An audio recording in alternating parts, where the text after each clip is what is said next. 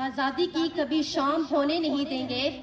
آزادی کی کبھی شام ہونے نہیں دیں گے، شہیدوں کی قربانیاں بدنام ہونے نہیں دیں گے، شہیدوں کی قربانیاں بدنام ہونے نہیں دیں گے۔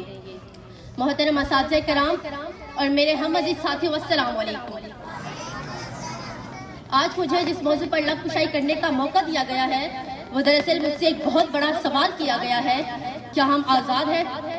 صدر الوقار، اس سوال کا جواب لکھنے کے لیے جب میں نے قلم اٹھایا تو میری نگاہوں کے سامنے حق کی بات کرنے پر موت کا تحفہ حاصل کرنے والے صحافی عزیز محمد کی لاش آئی۔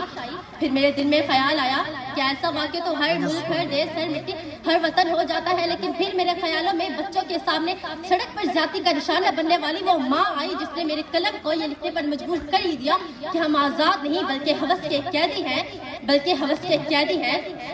کتنے میں اس بات نے میرے دل کو بہلایا کہ دیکھو، آزاد ملک اور آزاد شہر میں بیٹھ کر ناشکری جیسے الفاظ مت لکھنا، کہ ابھی اس بات نے میرے دل کو تسلی دی ہی تھی کہ ATM مشینز کے کیمرہ سے منہ چرانے والی ویڈیو میرے ضمیر کو جھنجھوڑنے لگی اور کہا لکھ تو حق لکھ۔ یہ صلاح الدین ایوبی اپنی پوری قوم سے منہ چرا کر کہہ رہا ہے، جان کی امان پاؤ، جان کی امان پاؤ۔ ایک بات کہوں، جہاں ذہنی توازن ٹھیک نہ ہونے والے شخص کو بھی بے دردی سے مارا جائے، آج میں مارا گیا ہوں، کل کوئی اور مارا جائے گا، یہاں تو انصاف کا سوچنا ہی نہیں، بس مذمت سے کام چلایا جا رہا ہے، بس مذمت سے کام چلایا جا رہا ہے۔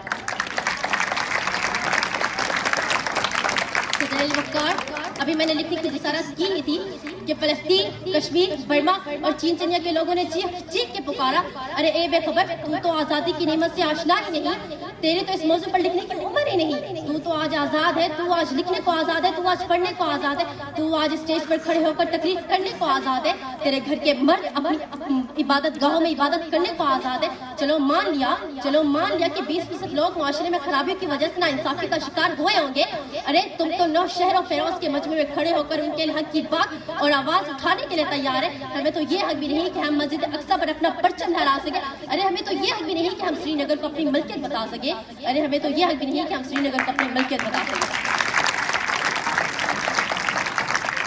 ارے اگر آج تم نے اس قلم سے خود کو آزاد نہ لکھا تو یاد رکھو، تم نے 1947 کی جدوجہد کو برباد کیا، تم نے لفظ آزادی کو رسوا کیا، اور تم نے ایک بہت بڑی نعمت سے انکار کیا، اور تم نے آزادی کی غلط تشریح نکال کر کام بہت بیکار کیا، اور تم نے خود کو قیدی کہہ کر قلم کا غلط استعمال کیا، قلم کا غلط استعمال کیا۔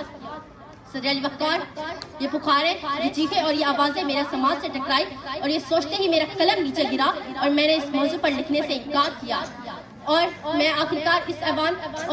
میں اس نتیجے پر پہنچی کہ میں اس ایوان میں بیٹھے ہر ایک شخص کو دونوں پہلو بتا کر فیصلہ آپ لوگوں پر چھوڑا جائے، کیا ہم آزاد ہیں؟ لیکن فیصلہ لینے سے پہلے یاد رکھے گا کہ ہم ابن رشدی بھی، ہم جابر بھی، ہم کندی بھی، ہم ابن خلد الدین بھی، ہم ابن سینا، ابن ہشام، ابن بورین توسی بھی، جب جنگ ہوئی تو دولہ دریا خان ہوئے، جب امن ہوا تو اکبر کے 9 رکن بنے، میں اپنی تقریر کا اختتام ایک اشار سے کرنا چاہوں گی، جکڑا ہے فلسطین چلو اسے چھڑائیں، جکڑا ہے فلسطین چلو اسے چھڑائیں، زنجیروں کو توڑ اقبال اور اسے آزاد کرائے۔